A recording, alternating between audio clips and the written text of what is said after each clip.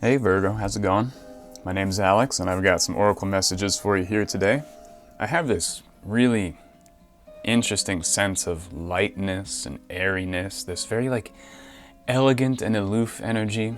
Like aloof in a good way, not like the annoying kind of aloof, but the aloof that's you can see something objectively and you know to keep something at a distance. Like I'm getting that you know how to just keep these bad influences at a distance, whether it's people or energies or whatever it is. You've been able to figure out how to sort of banish them from influencing you. And you have probably something that you can really dig into on your own, something to maybe work on. Maybe this is just you're deciding to work from home now, or start your own business, or branch off in some way, and just have full creative control or full responsibility over something that is really just for you, your project, something that you are working on. And it comes from what I would characterize as a noble realization, some thought, something you learned, something that came to your conscious awareness that has this this noble quality to it, this upright, and it's rooted in decency, it's rooted in truthfulness, it's rooted in magnanimity, just this honest and clear thought of some kind, or knowledge or idea that is yours, that has sort of enabled you to create space for yourself and to take up that space and be yourself there. And I got the Hexagram 33, or retreat, with the 6th changing line. So 33 changes to 31, retreat changes to mutual influence.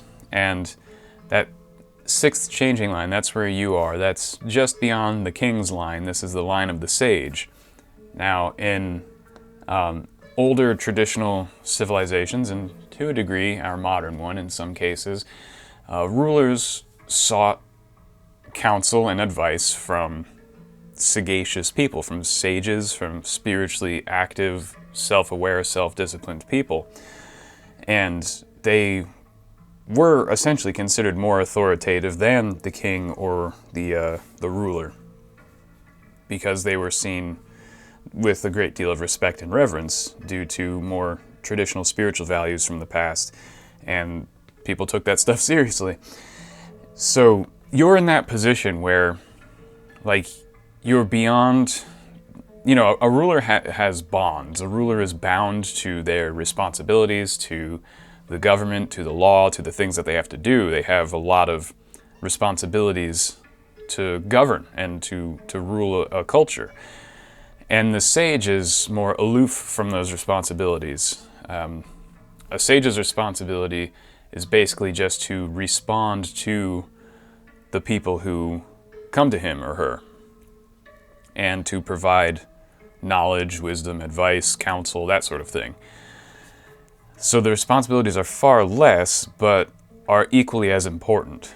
It's this feeling of lightness, like a weight being lifted off of you, where you can still have a positive impact and a big impact on those around you, but you don't shoulder as much of the weight of it, which gives you the time to explore and learn the things that you want, to work on the things that you want to work on.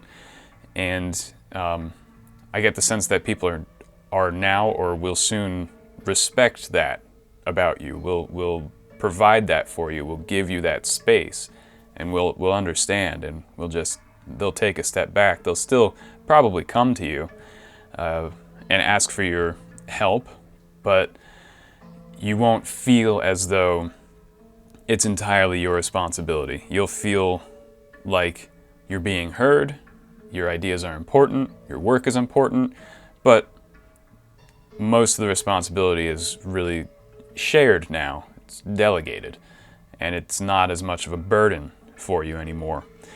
And this thought, this sort of noble thought that I was talking about, this upright intellection, has kind of removed a lot of doubts, or maybe even all doubts that you've had about something. It's allowed you extremely objective clarity and vision, which has led to that feeling of lightness. You've come to like an understanding of something. And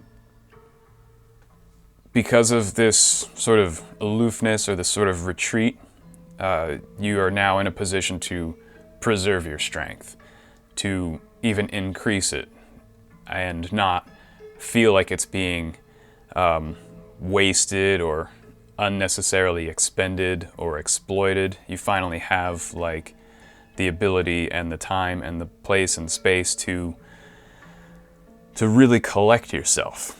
So take full advantage of that. So I'm gonna pull some cards here for you and get some more specific details and clarification on what this might be. And you need to, essentially protect this space and this idea that's yours. Don't, what's the word? Become content, or don't let like contentment or aloofness get the better of your judgment. You still need to stay like vigilant, essentially, and protect this idea and work on it. Yeah, so you noticed some seriously bad influences. So the devil is coming out. I pulled the Knight before, like Knight, so the devil is clarifying the Knight. So you noticed something that was essentially opposed to your values, that was going on around you, that you were involved in. And you decided enough is enough of whatever this energy is, whatever this influence is. And you took a very brave stand, whether you confronted it or stepped away from it. In this instance, it was the right thing to do. It was the correct choice, just stepping away from it, like a tactical retreat. Just, these odds are overwhelming. I disagree with what's going on here. I can't defeat it head on, but I can remove myself from it. And, deny its authority over me or over you. And you made that choice, and that took courage.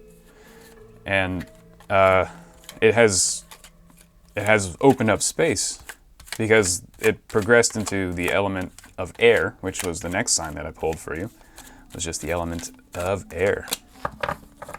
And you did so very quickly. You made this choice and you stepped away. And here we have the Eight of Wands coming out to clarify air. So now you can move and do what you want with freedom. And for some of you, you may have gotten a lot of messages after you made this move, emails, texts, phone calls or something. Or maybe you sent some out and like declared yourself and what you're doing and made it clear. And it is clear. It's clear to you. It's clear to everyone around you. There's no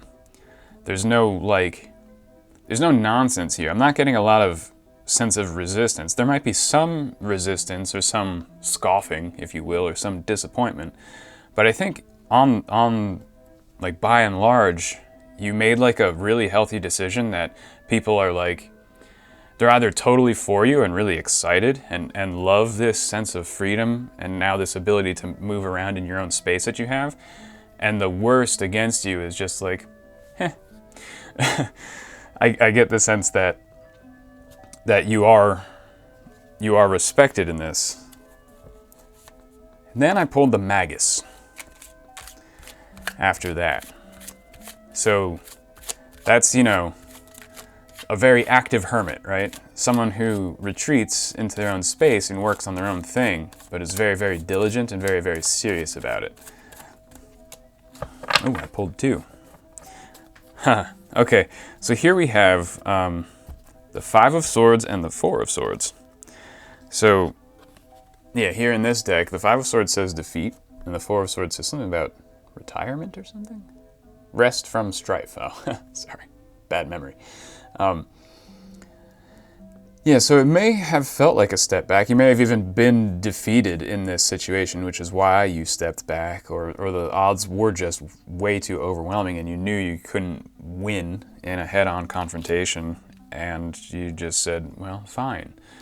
I don't have to win this battle. And you realize that, like, it's not super important to win this battle. I can move, I can bob and weave. You can be like the air and just flow around something, even unseen, but felt. You know, the air can move around any obstacle, and no one can really see its movements. They can infer its movements by looking at leaves blowing or a curtain blowing, but they can feel it. So you found a way to just shrug off this defeat, to find restfulness despite it. And also, you know, the Five of Swords is not like, it's not a super negative card, because part of it is like collecting the spoils of war, and any time after a battle, there are resources to collect off the field. And while such things are generally frowned upon, it depends on who is collecting these resources, who's doing the looting of the dead, and why. You know, oftentimes in societies where a war would happen, where a battle would happen, and there'd be a lot of dead and a lot of things lying around, you know, purses of money, weapons, armor, jewelry, nice things that these warriors had on them, you would get scavengers who were often no better than criminals. These were just easy things to take. You would get poor people who normally they would be, you know, people would pity them and allow them to like take a little bit before chasing them away.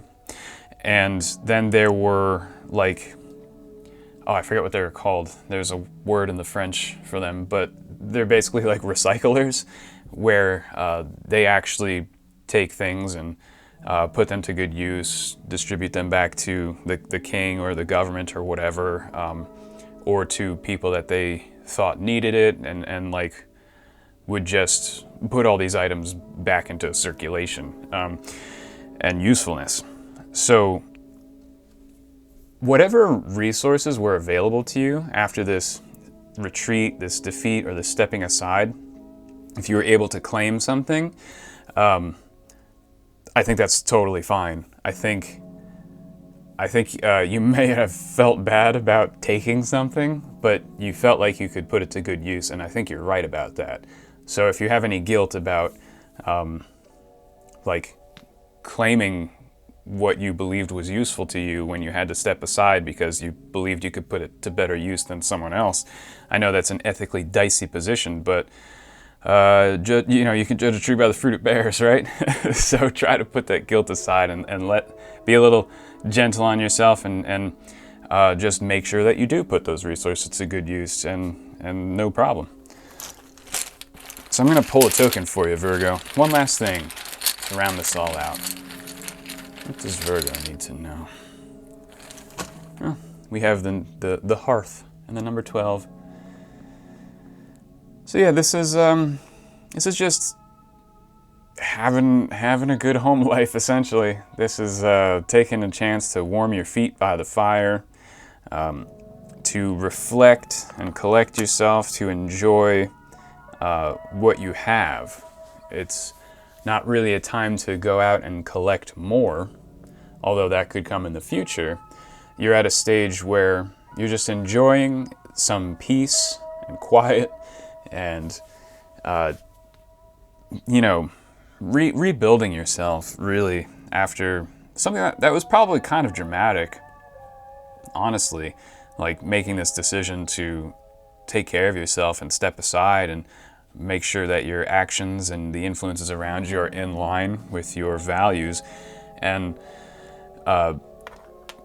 you know, maybe you want to do some meditation where you just stare into the fire and just let your mind go, and just let your eyes go and relax and just look at the fire.